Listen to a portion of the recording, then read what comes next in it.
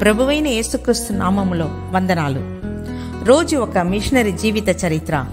ఈరోజు machinery Christian Wilhelm కెరిక్.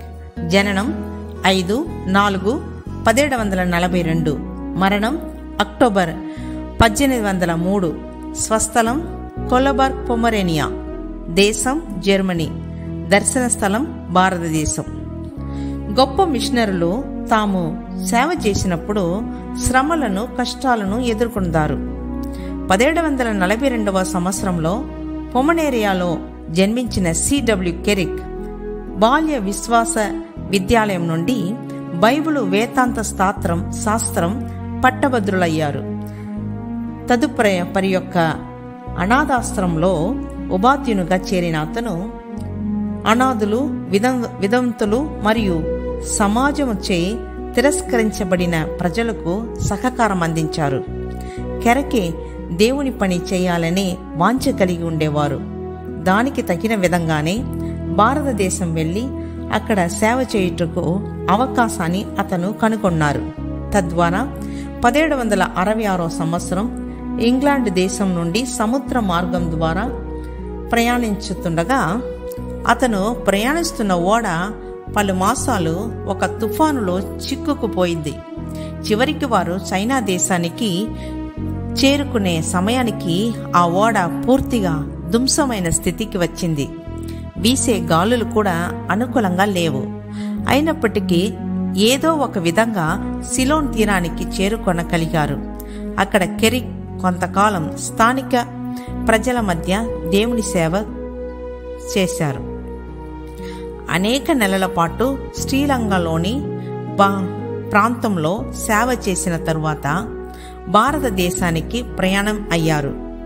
1767వ సంవత్సరం కోరమండల్ తీరానికి చేరుకున్నప్పుడు ఆ ప్రాంతమంతా యుద్ధముతోనూ అంటు వ్యాధులతోనూ విచ్చించిన బోధు అతను గ్రహించారు.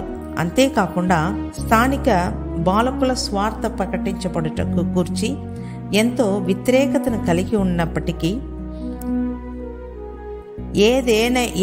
ఏదేమైనప్పటికీ అతను వెనుకంచె వేయక వారి సంస్కృతిని, తమిళ భాషను నేర్చుకుని వారి సొంత భాషలో అక్కడి ప్రజలకు క్రీస్తు ప్రేమను గురించి తెలియపరిచారు. అతను ఎదుర్కొనవలసిన గొప్ప శ్రమలను గురించి అతను చింతించలేదు. కడలూరులో ఫ్రెంచ్ వారికి మరియు ఆంగ్లేయులకు మధ్య వివాదాలు జరుగుతున్న సమయంలో కెరిక్ అక్కడ ప్రజల మధ్య పరిచర్య జరిగించారు. అక్కడ ఒక అంటువ్యాధి ప్రబలంగా వ్యాపిస్తున్న సమయంలో అనేక మంది మరణించారు. ఆ విధంగా ప్రాణాలను కోల్పోయిన వారిలో యవ్వన ప్రాయంలో ఉన్న కెరిక్ యొక్క కుమారుడు మరియు కుమార్తె కూడా ఉన్నారు. అయినప్పటికీ అతను తన విశ్వాసం నుండి తొలగకుండా స్థిరముగా నిలిచిన వారై అనేక మందిని రోగులకు సేవలందించి వారి ప్రాణాలను కాపాడారు. తరువాత కెరిక్ నాగపట్టణానికి వెళ్లారు. అటుపిమ్మట మెద్రాసుకు వెళ్ళి అక్కడ వృత్యాప్యంలో ఉన్న J.P. ఫెబ్రీషియస్తో కలిసి పనిచేశారు.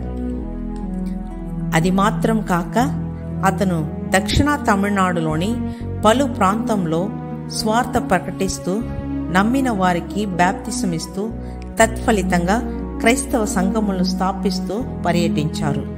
ప్రియమైన వారలారా, ఎటువంటి శ్రమలను ఎదుర్కొనవలసిన ఆ కష్ట పరిస్థితుల మధ్య కూడా స్వార్థ ప్రకటించవలెనని లోతైన తరుత్వాన్ని మీరు కలిగి ఉన్నారా? అలా కలిగి ఉన్న మిమ్మును దేవుడు ఆశీర్వదించునుగాక. ఆమేన్.